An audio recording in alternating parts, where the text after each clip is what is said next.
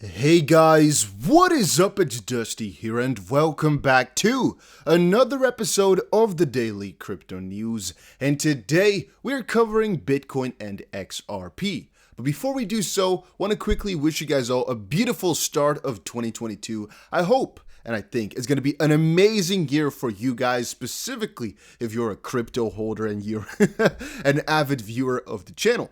Because I'm wishing so many great things upon all y'all. Just want you to quickly know that. And today, I don't think there's going to be too many videos, as obviously there's a lot to do. But maybe I'm going to record some before we get into the nighttime.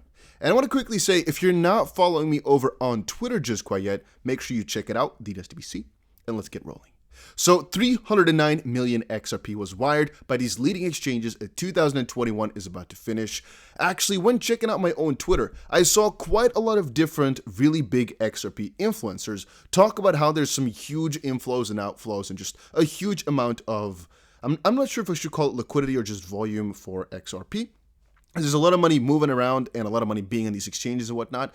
But all I want to say about that one is, guys, if there's money flowing from an exchange to an unknown wallet, it's called an outflow. If it's moving from an unknown wallet to an exchange, it's called an inflow.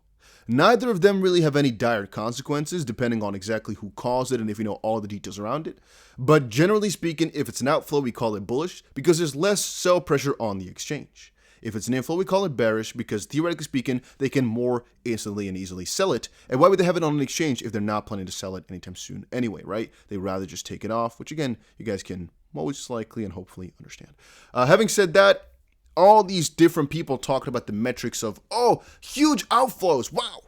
Usually, they don't look at the inflow because sometimes the inflow is even bigger. They just like to paint a certain narrative. For that reason, if you ever want to deduct something from these major moves, all you have to do is go to something like Glassnode or CryptoQuant and look up for the net flow, because it basically calculates the outflows minus the inflows, and then you'll basically be able to see on whether or not we are actually noticing some sell pressure that's additionally coming onto it, or whether or not that's just the narrative that's being created. All right. Having said that, guys, one little thing I should say: check the link down below for Kasta. I've already told you all, this crypto will most likely do really well. It's going to launch over on Bybit, and the period has already started. Which basically means over the next 5 days, it's going to count how much BIT you have over on Bybit. Again, check the link down below for a couple of nice bonuses to potentially help you through all of this.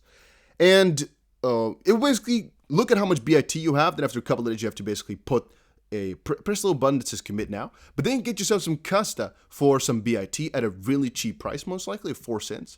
And I'm honestly thinking if this coin doesn't go to at least 40 cents or so next week, so in about 5 days from now, there's a big problem. So I would personally suggest, not financial advice officially, get as many coins as you possibly can, do your best, because this coin is going to most likely be at least a 20x coin. I think it's going to be a 50x coin, but at least a 20x coin. So I would say get your coins if that is possible. All right? Do your best. I think it's going to be juicy. And also, I put it here over on Twitter. Time is running out to get Kasta. You need to apply today or it might be too late. The point being, the longer you wait, the less coins you most likely will get, as it's basically going to look at your BIT over a period of 5 days. And since it's already started, the longer you wait, the less time you have to basically get a higher average BIT for. And that's why I'm telling you guys, make sure you're there or be squared. The earlier, the better to get more money out of it. And again, this can give you thousands of dollars for free. So definitely do ahead and check it out. All right, here is January's prediction for Bitcoin investors should ready themselves for New Year. Well, I think this is all pretty stupid. I don't think you really need to do anything in this. You don't need to do any predicting. You don't really need to do too much thinking in that sense either. As the majority of you guys probably know already, crypto is on the upwards direction. It'll most likely keep going up in that sense. So you can do as much predicting as you want for Bitcoin, but the general direction is just upwards. And where it will end 2022, we'll have to see. Where it's going to start it, basically, we'll have to see. All I know is what I told you guys. I think we're going to reverse at the 0.236 Fibonacci for Bitcoin. I put this over on my Twitter right here. Let's quickly see where I got it. This is more about Kasta in just a second. I put it over on my Twitter. Is the Bitcoin bottom in? As we basically had a beautiful double bottom here over in this $46,000 area for Bitcoin. I already called it out. Hey, nice little bottom. I was hoping for a bullish engulfing candle. We did not get that, but we did have a nice little reversal from our previous support levels. And so as it currently stands, we can just bounce back from here, as you can see it as either a higher low, as our official low was about 46.1. Right now it's about 46.5. So it's a couple $100 higher. You can see it as a higher low, but you can also see it as a double bottom, and both of them are, theoretically speaking, quite bullish. So I'm definitely not seeing this as a bad thing. Some of the guys commented that this means there's a bigger bottom coming in because BC backers said so. I mean, as I said before, guys, you can always paint the narrative in the way that it actually suits you best. All I can say about that situation is, man, let's just look at these shorter term fluctuations where we can make some money on, because what I do is I trade these moves, right? I'm not really swinging it too much in the sense that I really want to take this bottom and swing it all the way towards $80,000 or so, because that's way harder to do, and it's almost impossible to always be right. Because I can now say, yeah, we can definitely dip towards 44,000 to our dynamic support, or we can even dip lower to one of our next supports, which is right around here, for example, at potentially around 40,000 bucks. I can say so. Does it mean it's going to happen? No. Can we trade that really? Well, no, because in a bull run, you don't short. And so all it can do is that it says, well, sell your Bitcoin right now and try to buy back cheaper. But the majority of people won't do that either. So I think we can better make use of all the moves that we know that are going to hit the upwards direction, which is, for example, if we do hit the support, we're opening a long position, which is at about $44,000. If we do hit this position right here at about 44,000, we're going to be opening up a long position. That's where you make the most amount of money with. That's how the trading really works, and that's, again, what we are trying to do. I already called out today that there was a huge option expiry, right? About $4.5 billion or so, $5.4 billion.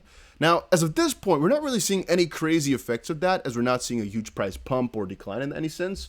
But I'm also not really sure what to tell you guys in terms of whether or not it really had an effect at all. I'm seeing a little teeny-weeny fly on my second monitor, but I'm being passivistic, so I'm not going to do anything to that animal. Most cryptos are going down just a little bit, but not a real significant amount to call it a real event or so. Then again, it is kind of saddening to see that at the end of the year, as we wanted to get a nice little weekly close, which was a little bit more bullish than it was, to have a good reversal going. We did have ourselves the bullish engulfing right before, and we wanted to basically have a small little green candle to continue on the momentum which we saw right here after a bullish engulfing.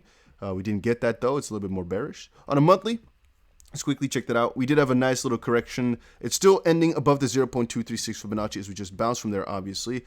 And I guess from that perspective, we're seeing the same little situation replicate that we saw over in April, which is also not too bad. But then we're going to have to look for, I guess, a different breakout candle over the next month or so. Again, that's kind of what it's looking like over here.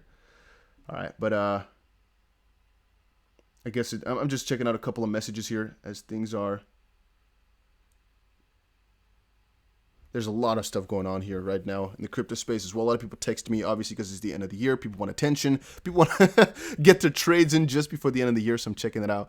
But yeah, last thing I want to say for here right now is just about Kasta, which is, man, I really honestly hope it's going to be the next big thing. At the end of the day, guys, I cannot guarantee anything for you, but I sometimes see an opportunity. I like to share it, and too often do I get people telling me afterwards that it was such a big thing. So right now I'm telling the marketing, the team, everything behind it is so well done. There's a good chance this one is going to pop off. So I just highly recommend getting to know it, look into it, and see what you can do, as you're not getting my guarantee, but you're getting a Dusty BC stamp of approval, which basically means there's a more than 90% chance of this coin at least 10xing our money over the next 5 days. And again, that means whatever we get into this coin right now, right, within a couple of days here, is going to 10x, at least 20x maybe, 25x, 30x, 40x maybe, the day it launches. Where it goes afterwards, we'll have to see. But the point it launches, that's what the price can do. And I think it can even instantly sell it. But all right. That was it for right now, guys. That was it for my video today. Hopefully you guys all enjoyed it. Hopefully you did. No, I should say differently. If you did, there we go. Make sure you press the like button and subscribe to the channel. And I'll see you guys again in another crypto video later today.